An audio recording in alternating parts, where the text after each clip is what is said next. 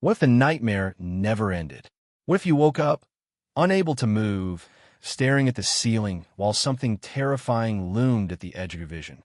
For centuries, this disturbing condition has been whispered about in chilling accounts that sound more like horror stories than medical facts.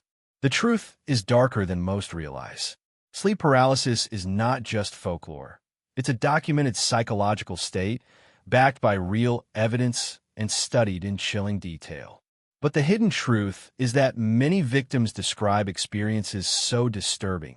They sound less like science and more like encounters with the criminal mind of fear itself. One unsolved mystery of sleep paralysis lies in its consistency. Across cultures, across centuries, the same visions appear. Shadowy figures, suffocating weight, a silent presence watching. How can unrelated people across the globe vanish into the same terrifying dreamscape without ever knowing each other? Real footage of survivors recounting their paralysis is haunting to watch. Their voices shake, their eyes widen, and their breathing changes as if they're reliving the moment in front of the camera. These are not actors. These are true events, etched into memory with a kind of trauma that never fully heals. Psychological researchers call it a waking nightmare. But the disturbing overlap with history makes the condition even more unsettling. In medieval Europe, sleep paralysis was known as the witch's ride, a suffocating attack linked to evidence of witch trials and criminal accusations that destroyed countless lives. The criminal mind was quick to exploit this fear. Accusations of witchcraft and demonic possession were often fueled by reports of paralysis during the night. And tragically, those reports became courtroom confessions, sealing the fate of innocent victims in some of history's darkest trials. But even beyond superstition, the pattern of hallucinations reveals something terrifying about the human brain. Why do so many victims see the same shapes? Shadow people, crawling figures, or a faceless intruder? The answer may expose not only our psychology, but the deepest, most primal fear coded into our survival instinct. In Japan, the phenomenon is called kanashibari, a word meaning to be bound by metal.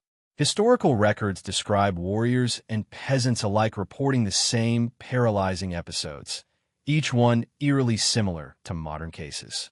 The terrifying continuity raises a question. Is this shared nightmare a glitch in the brain or a hidden truth about human experience? And the violence linked to sleep paralysis is not just in the past. In some disturbing modern cases, victims have injured themselves or others while struggling to escape the visions. These incidents blur the line between dream and reality, leaving families to deal with evidence of harm caused by something invisible. But the most haunting stories are those where sleep paralysis overlaps with real crime. Imagine waking up to the weight on your chest, only to later learn a real intruder had been in your home that same night. The chilling line between hallucination and true danger is where this story takes its darkest turn. One of the most chilling documented cases comes from Canada in the 1990s. A young man reported terrifying nightly paralysis episodes, always feeling a shadow at the corner of his room. When investigators later uncovered a string of break-ins in his neighborhood, the timeline suggested he may have mistaken real intruders for hallucinations. In a disturbing twist, police found evidence that one burglar deliberately targeted victims during the early morning hours. The man confessed he chose that time because people don't wake up properly. For this victim, the line between psychological terror and true events was blurred forever. But the criminal overlap doesn't end there. Because in some cases, sleep paralysis doesn't just predict fear, it foreshadows tragedy. The next stories reveal lives cut short, where paralysis wasn't just a nightmare, but a warning that went fatally ignored. In the late 1970s, an unexplained medical mystery spread fear across the United States. Dozens of young men from Southeast Asia, healthy, strong, and with no prior illness, died suddenly in their sleep. Autopsies revealed no clear cause. Only terrified families reporting their loved ones had described paralysis and nightmares before vanishing into death. The phenomenon was given a chilling name: sudden unexplained nocturnal death syndrome. It was most common among Hmong refugees who had fled war in Laos. Doctors struggled to explain why men in their 20s and 30s were dying overnight with no evidence of poisoning, crime, or disease. Survivors from these communities spoke of terrifying episodes of paralysis before the deaths began. Some believed it was supernatural. But medical researchers suspected a mix of genetics, trauma, and extreme psychological stress could be triggering fatal heart arrhythmias in sleep. What made the tragedy more disturbing was its pattern. The victims often described a heavy presence pressing down on their chest. They spoke of shadowy figures at the foot of their beds, hallucinations that matched centuries of global sleep paralysis accounts. The U.S. Centers for Disease Control eventually investigated. They confirmed dozens of sudden deaths, mostly among men under 40, all with similar haunting details. The official conclusion: unexplained psychological stress related sudden cardiac failure. To this day, families believe sleep paralysis played a role in those deaths. The idea that a simple nightmare could kill was more terrifying than any criminal act. It transformed sleep paralysis from a medical curiosity into a haunting public health crisis. But the story didn't end in the 1970s. Cases of nocturnal death continued through the 1980s and 1990s, sparking renewed fear in immigrant communities. Parents would stay awake all night, watching over their children, terrified that sleep itself had become the killer. This tragedy became the inspiration for one of horror cinema's most infamous villains. The shadowy dream stalker, Freddy Krueger in A Nightmare on Elm Street, was directly influenced by these real-life reports.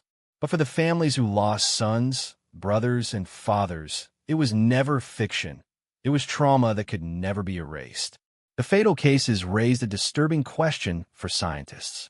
If sleep paralysis can be linked to sudden death in certain populations, could the same threat exist worldwide, hidden beneath the surface? Or are there cultural and genetic triggers we still don't fully understand? What is undeniable is this: sleep paralysis is not just an eerie illusion of the brain. It is a psychological, biological, and historical phenomenon that has left real evidence, real scars, and real victims. And the darkest cases ahead reveal how closely paralysis intertwines with fear, violence, and the criminal world.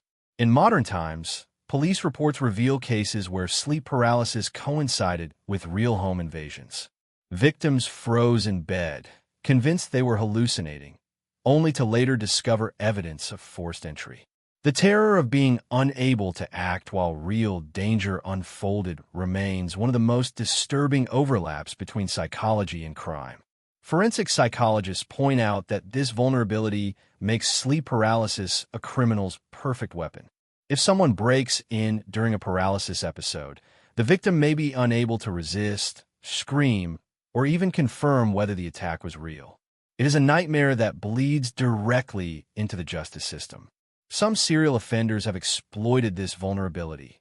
Court records detail chilling confessions from criminals who attack sleeping victims, knowing paralysis might keep them silent. The horrifying reality is that some survivors dismissed their own trauma as just a dream. Psychologists warn of another disturbing layer: misidentification.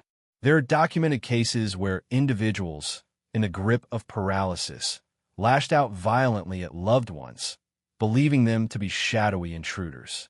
The result: shattered families, criminal charges, and lifelong guilt. Evidence from sleep labs shows brain scans of paralysis episodes light up fear centers more intensely than even waking nightmares. The mind interprets shadows as threats, sounds as footsteps, and pressure on the chest as suffocation. To the victim, it feels real because neurologically it is.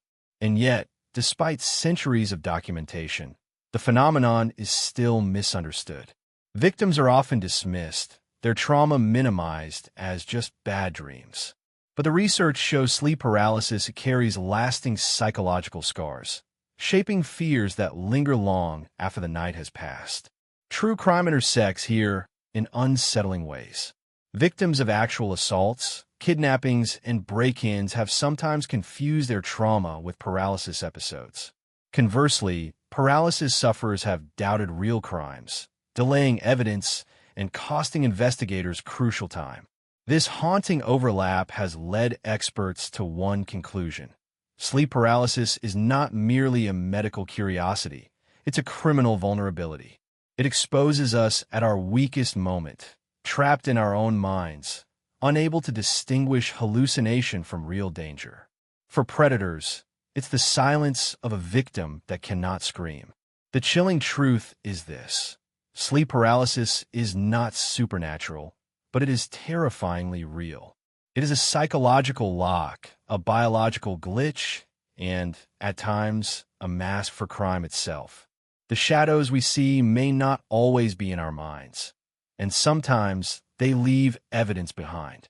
So tonight, as you prepare to close your eyes, ask yourself one question. If you wake in the dark, unable to move, with something standing over you, will it vanish when the light returns?